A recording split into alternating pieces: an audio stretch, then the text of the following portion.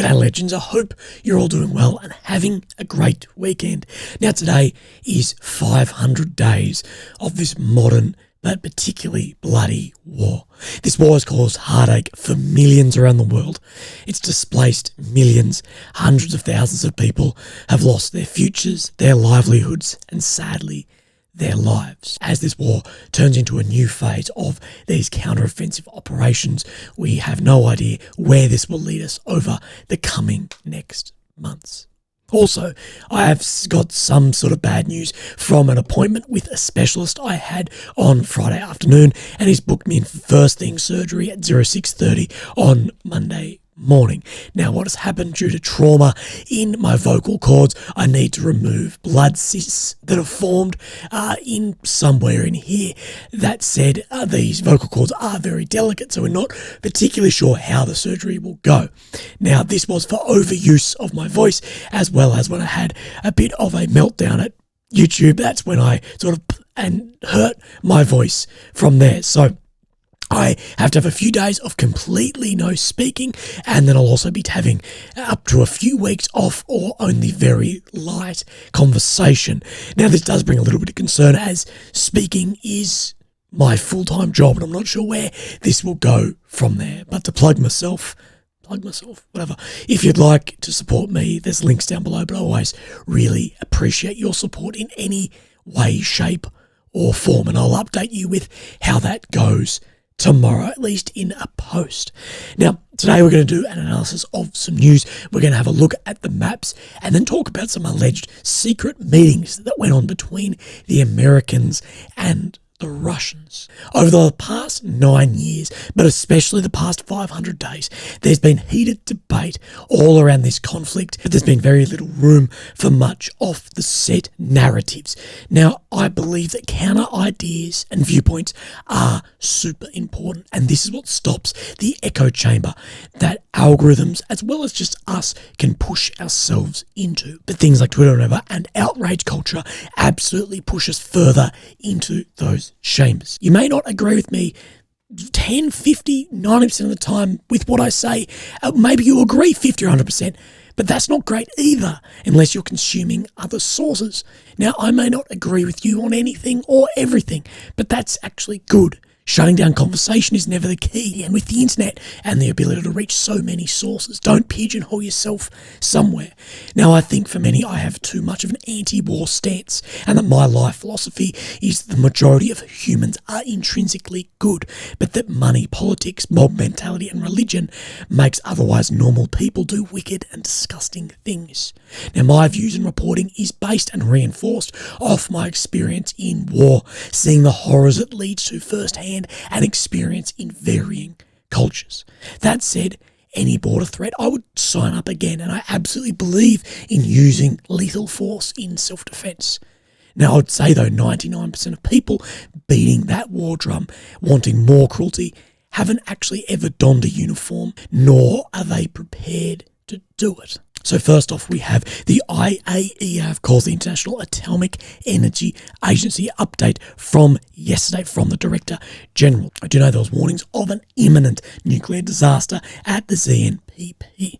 So the International Atomic Energy Agency experts have received additional access at the site of Ukraine's Zaporizhzhia nuclear power plant without so far observing any visible indications of mines or explosives from the General Director. As we know, the plant is under Russian occupation since very early in the war. The IAEA experts, who in recent days and weeks have inspected parts of the facility and continue to conduct regular walkdowns across site, were yesterday also able to check a wider section of the perimeter of ZNPP's large cooling pond than previously.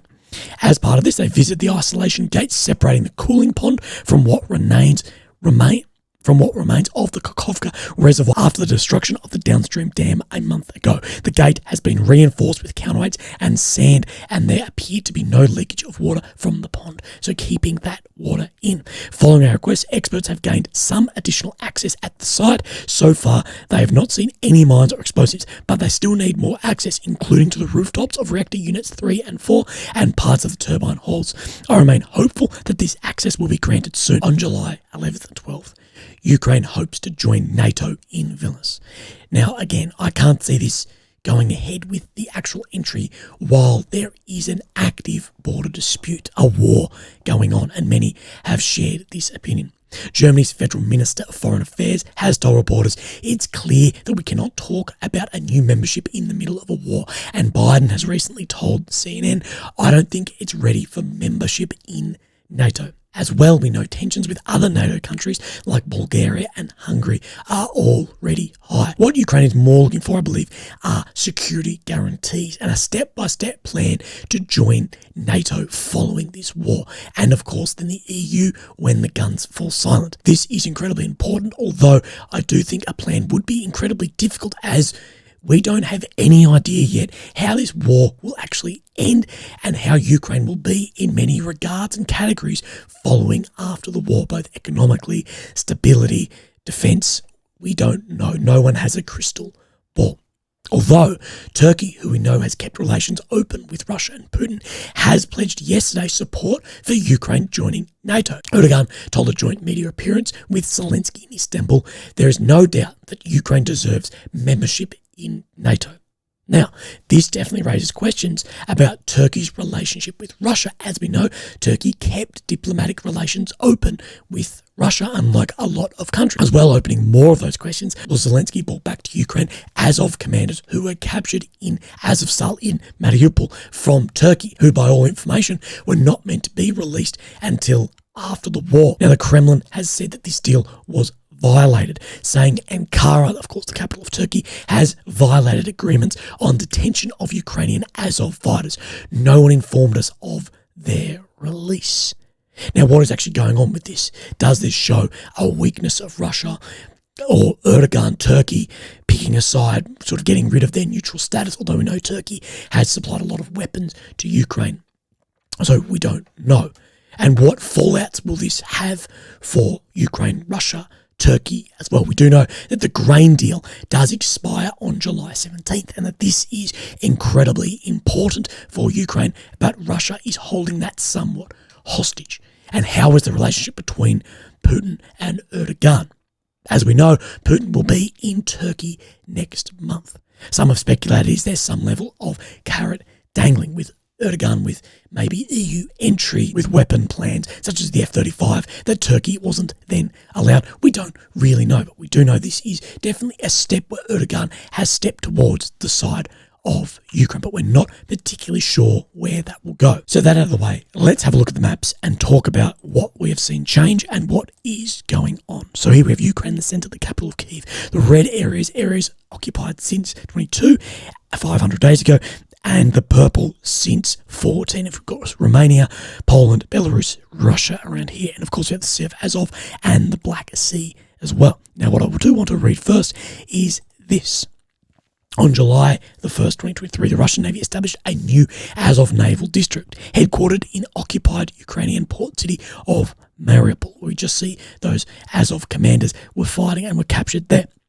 Subordinate to the Black Sea Fleet, of course the big sea here, and Sea of Azov, the small sea, the BSF, the district will reportedly command 8 warships, including 3 modern Karakurt class corvettes, which can launch SSN-30A caliber cruise missiles. The Azov Sea is a vital maritime area for Russia because it links the inland waterways to international maritime routes. In the context of the war, it also offers an alternative military resupply option should Russia's overland routes to southern Ukraine be disrupted. The Azov Naval District will likely focus on supporting logistical and counter-partisan tasks, freeing up the main BSF to concentrate on long-range strike operations and projecting maritime power further abroad. So, of course, we know the partisans are working a lot in this region. Now, many may not know, but, of course, we have then the Mediterranean Sea, the Sea of Crete. It goes through here, through the Bosphorus, Black Sea, Sea of Azov. Now, through up here near Rostov, of course, we saw Wagner Group going. These inland waterways here lead right up through the belly of Russia, all the way up through to Moscow and beyond. It's a really incredible thing. These massive warships, tankers, whatever, even submarines can move inland through here. This is important if this bridge here was cut off, or to the south through here if they did punch down somewhere into Berdyansk here, whatever, for the resupply routes through here. Now we also know that Zelensky did visit here, being Snake Island, over the past days, and later Reith for the defenders. So let's actually have a look then at the maps, see what we have seen change. These maps have been a little bit slow to update, and we haven't seen, at least on the deep state, any changes in around Lobkovy here, but we do know there was claims that Russia had pushed somewhat back into Byatkiki here, but we are still unsure on that. Now let's go across to the south of Orokiva. So we have Rybar updates here as well, but we don't see any change in the last few days in this region. So of course, let's then have a look at the ISW map of this region and see what changes are being shown.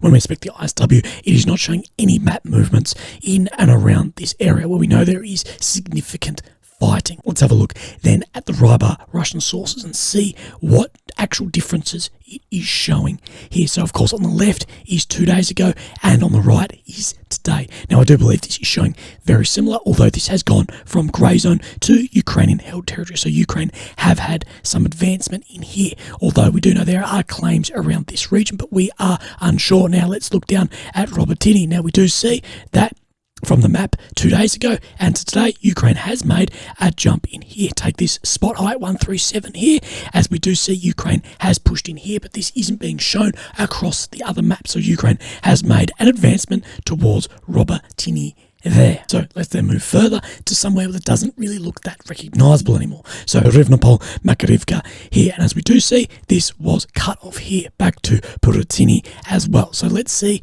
that over only the past day, over the past 2 days. So let's go back to the 7th. We see a further cut down here. Now, we did speak about this is what the Rybar map showed a few days ago. In this region especially, the Rybar map has been far more area lost by Ukraine than these maps have been showing. So let's then have a look at the ISW in this region. As we know, the ISW has shown both Russia has gained some ground, lost some ground as well here. So let's then bring this up on the right. Of course, on the left is 2 days ago. What is this then showing? Now, we did speak about this bit of claimed pocket control here, indicated by where this border line is. That was claimed, but now it's saying that Russia has been assessed to take that area, as well as is claiming more control up around here. So Russia is making some ground in here, said by the map, around Purutuni as well. So we're not super sure. So let's have a look here. This is still saying that Purutuni is under Russian control, which is the same across this map, although it is showing different. We do know that area is fluid. Now, Avdiivka is showing no differences. And before we look at Bakhmut, we have 2 updates about Bakhmut from the British MOD. Now, military formations drawn from across Russia are currently bearing the brunt of Ukraine's counter-offensive. In the Zaporizhia Oblast, the 58th Combined Arms Army is defending heavily entrenched lines. Normally, it secures Russia's volatile Caucasus region around Velika, Novosilka, and the 5th Combined Arms Army and Naval Infantry hold the front. They are routinely based 7,000 kilometres away as a balance to Chinese power. Around Bakhmut, the defence is now largely formed around Airborne Regiment, the VDV, normally stationed in Western Russia, who normally act as an elite rapid reaction force in case of tensions with NATO. The way Russia is attempting risks across Eurasia highlights how the war has dislocated Russia's established national strategy. So, of course, saying that they've moved elements around to fight this war. Other ones, like they say, to defend other powers in regions. After a lull during June 23, over the past 7 days, Bakhmut has again been the site of some of the most intense fighting along the front. Ukrainian forces have made steady gains to both the north and south of the Russian-held town. Russian defenders are highly likely struggling with poor morale, a mixture of desperate units, and a limited ability to find and strike Ukrainian artillery. The Russian leadership almost certainly see it as politically unacceptable to concede Bakhmut, which has symbolic weight as one of the few Russian gains in the last 12 months. However, there are highly likely few additional reserves to commit to the sector. As we know, Bakhmut was taken by Wagner PMC and then handed over to the regular Russian forces, as well as then the VDV. So, let's have a look. Now, firstly, what I do want to say, in around Berkivka, we do know there is a lot of fighting. There's geolocated footage of many troops sadly killed in the open on both sides, and there's a lot of artillery battles, drone strikes, things going on in this region. So let's first look at that north region and see what is changing. Now, all it is showing is that Ukraine did make a small gain in around here to Berkivka. Of course, we're going to talk about the south in a second. Now, we have seen that Russia did make back some claimed controlled ground in here, but that Ukraine did take more. So we have seen a very fluid region here. So this is a zoom in around this Berkivka bit. I do have to apologise, my voice is giving out on me. This is why my voice isn't any good anymore, because I keep trying to push through. Now, what is this showing? Now, of course, these maps are on a slightly different zoom, but here we have Kromove here. So I do believe, of course, Ukraine has made some grounds in and amongst here. We take this reservoir and this reservoir as geo points to actually put these together. So Ukraine has made some ground in here between these days, but around Berkivka it isn't showing any real change on where that frontline area is, but that doesn't take away from how intense the fighting is in this region, of course. Now let's head into the south, where we have seen a lot of fighting in around Adrivka, Glishkivka, places like this. So let's go back to the 5th, and then we go forward to the 7th, and then till the 8th. Now, between the 7th and the 8th, we didn't see any change, but we do see between the 7th and the 5th, we did see that large change. Now let's have a look on then the ISW map. So I'm losing my words here. And then let's see what is showing different here. Now, we did know Russia did take back a little bit of ground here, but to my eye, this isn't showing too much differently. Now, what is telling is, let's have a look then at Bakhmut. Of course, on the left is the 6th, and on the right is then today. Now, what it is showing different in the north, I don't see any significant northern changes in around here. They're at least not being shown. But what we did see is that Russia did say on the 6th that they did have a westerly push back from Klishkivka here, and did push Ukraine out of some areas here, and that was shown by this darker red on the 6th, and now this is showing the maroony red, which is being held around here, although Ukraine continue to push in here, as well as a push on the centre. But the actual outline of where the last line is isn't showing much different between these Rybar maps, but I think this is somewhere, I'm going to be gone for a couple of weeks, but keep your eye on this, or at least in the Telegram I'll try and post maybe some written updates around here. But legends, that's it for me for the mapping for a couple of weeks. Now, is this the last that we've seen of Wagner in Ukraine? Talking of the success it had in Bakhmut, albeit at the cost of many tens of thousands of lives, and then the mutiny, and then we've seen Wagner somewhat banished. Now, we are unsure. Personally, I don't think so. Wagner were Russia's most effective storm element over the past fucking 12 months at least, and I think after some time we may see Wagner re-enter the fight. And let's see what ISW says about Wagner, and casting maybe some doubts over what exactly is then happening. The status of the deal between Russian President Vladimir Putin and Prigozhin, of course the leader, founder of Wagner PMC, and the deal may be in flux. Lazarov stated that Putin promised that Russian law enforcement would not prosecute the Wagner Group, though it remains unclear why the Kremlin has not either aggressively integrated Wagner forces into the Russian Ministry of Defense or immediately exiled them to Belarus. And this was one of the doubts we brought up in the beginning. Why wouldn't Putin just absolutely cut them off at the neck because there was that mutiny, or just banish them instantly? We don't really know. That's why some of that doubt and some conspiracies then start creeping in. Belarusian President Lukashenko on July 6th confirmation that Wagner forces are not in Belarus ran contrary to the public understanding that Wagner fighters should already be signing contracts with the Russian MOD, going home to retirement or moving to Belarus. Yelazarov's interview suggests that Wagner fighters and commanders are still able to move freely within Russia and associate with each other, that Russian authorities are not otherwise interfering with Wagner affairs beyond conducting an information operation to separate the Wagner Group from Prigozhin. So Prigozhin here does, I think, really have a threat to Putin's leadership. The rotation of Wagner's non-Ukraine expeditionary forces could give Prigozhin access to a cadre of loyal and capable lieutenants, presumably within Russia. Now, we know that although the Kremlin is, banishing Wagner to a degree, that's their Ukraine front. Wagner will operate in several countries around the world with experienced guys. As well, we know that is rotating through, and Russia's not stopping those operations. It's incredibly profitable, both in money and interests for the Russian Federation.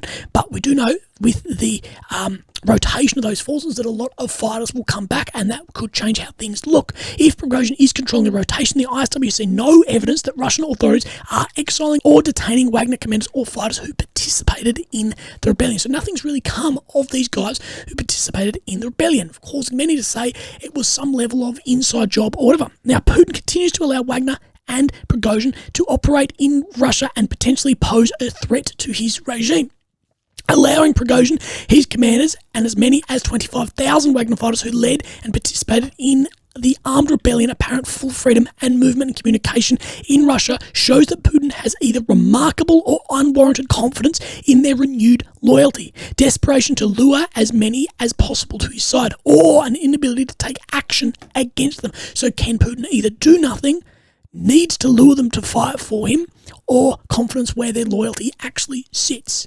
And we don't really know where this will go. Now, 25,000 was the stated number from Prigozhin, Wagner, but I've heard a lot of people say it was significantly less than that, judging by the length of the convoys. And will these vehicles have 5 guys each, and there's 100 vehicles, you're talking 500, things like that. That's how people are adding them up. But I don't believe that the Wagner fighters are going to have more loyalty towards the Kremlin than Wagner. I don't know.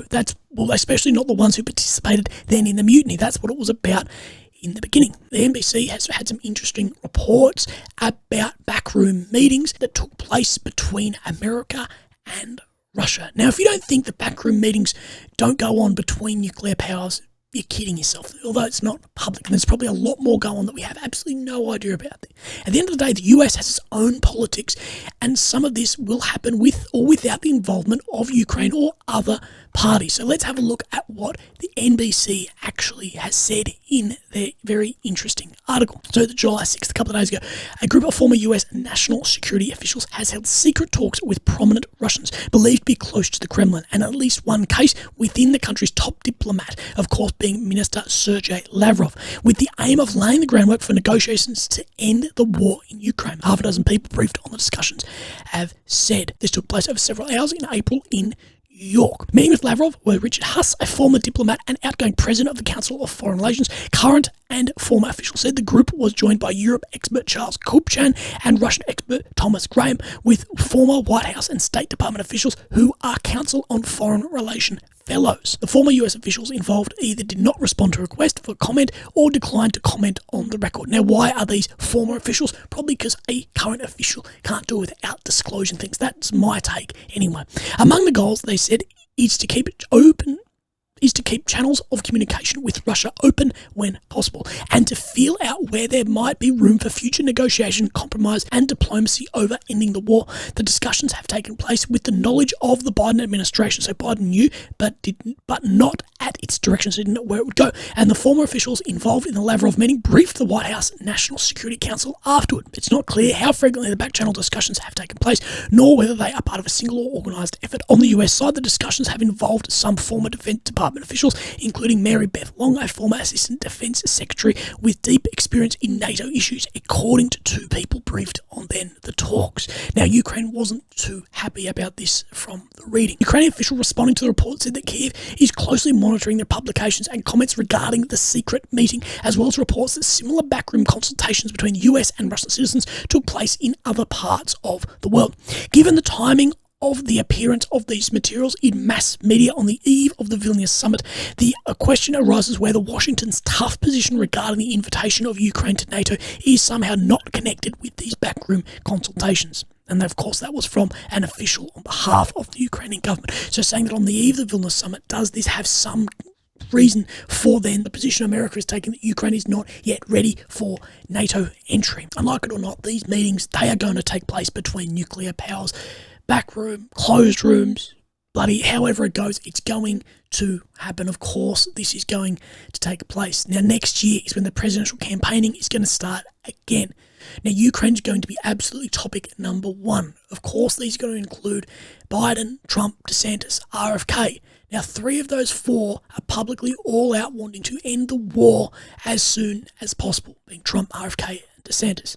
Biden has been a staunch supporter of Ukraine, saying that they will support them to the end. But we know these candidates are going to be bringing forward plans to end this war, or at least for this war. What is going to happen?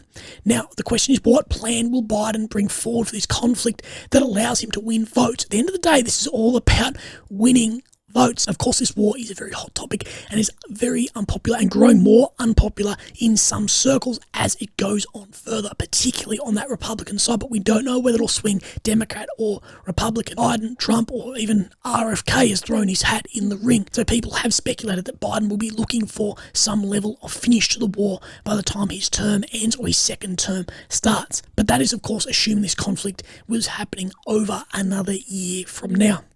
So will we see another 500 days? Personally, I hope not. But I think we will. I don't see that either side has a huge advantage currently, and everything is moving very slow and grinding away. The survival of Ukraine, of course, rests upon this conflict and this counter-offensive. But in my belief, so does the survival of Russia, or at least the powers to be in the Kremlin. So none of us have a crystal ball to see where this war will go. Now, legends, thank you for the last couple of months sticking with me, supporting me, whatever. I need to take a couple of weeks off. I obviously should not have pushed through this voice as I have done. Now I'll be editing up some other footage and whatever as well, but I will only have a few more days of videos. So thank you very much, and I'll be back as soon as I can. I really appreciate you. I'll be more on my Instagram, Telegram, things like this, as I can't speak. Thank you very much. I really appreciate it. Hopefully I fix my voice. Bye-bye.